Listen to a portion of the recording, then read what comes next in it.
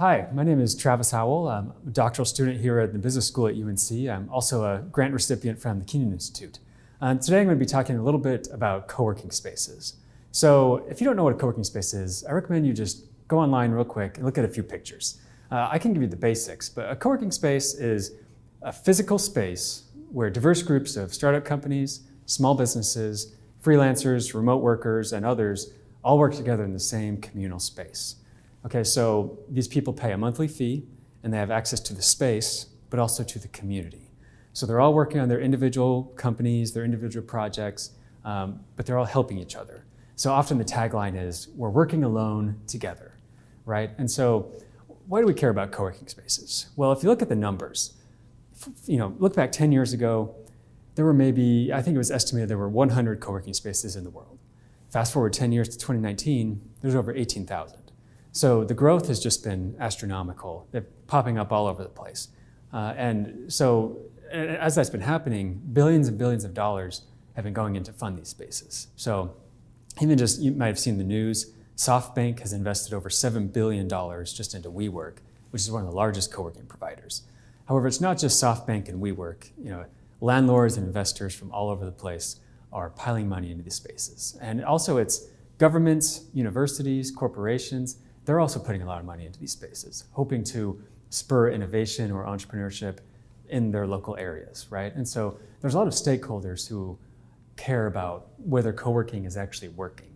But since the phenomenon is so new, there's not been a lot of research yet showing whether or not co-working is actually doing what it's supposed to do, spurring innovation and entrepreneurship.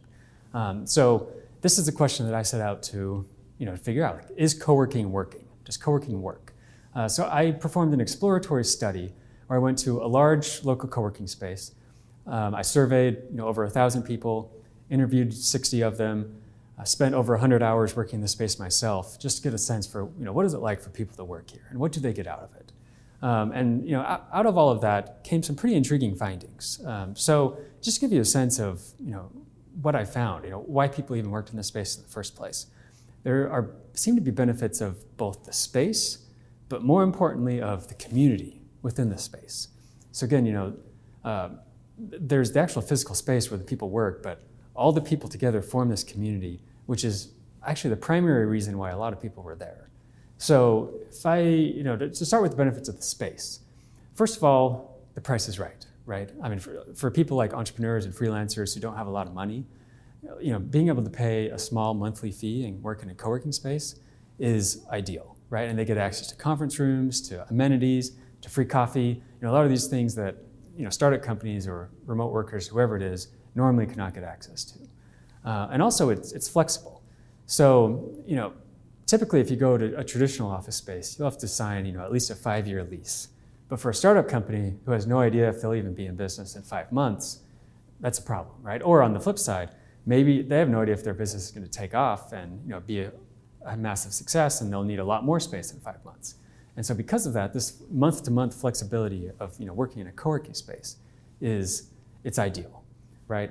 So those are some of the benefits of the actual space itself. But now, again, as I said, even more important for a lot of people is the community. So what does the community provide? Well, there's a lot of these more tangible benefits, like networking, for example. When you go to a co-working space, you tap into the community, you're tapping into a huge network. People are introducing each other to potential customers, to potential investors, to potential hires, and it's a great way to tap into a lot of people's network, right?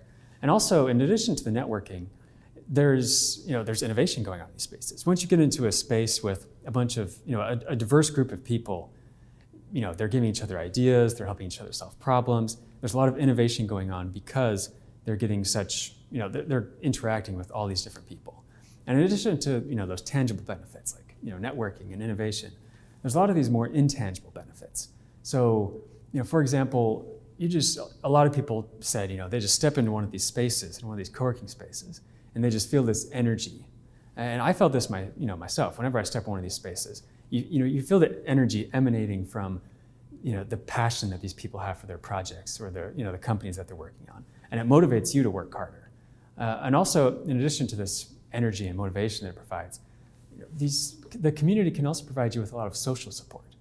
So anyone who's ever been an entrepreneur or a remote worker or a freelancer knows that it's a tough road, right?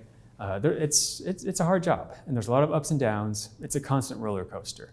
And so being around people who get it, who know what you're going through, it's invaluable, just the social support you receive. So again, the space, the community provide a lot of benefits. There's more research that needs to continue to be done, but for those of you who are entrepreneurs, who are freelancers, who are remote workers, whatever you are, I would highly encourage you to look at local co-working spaces in your area and try and determine whether it's right for you.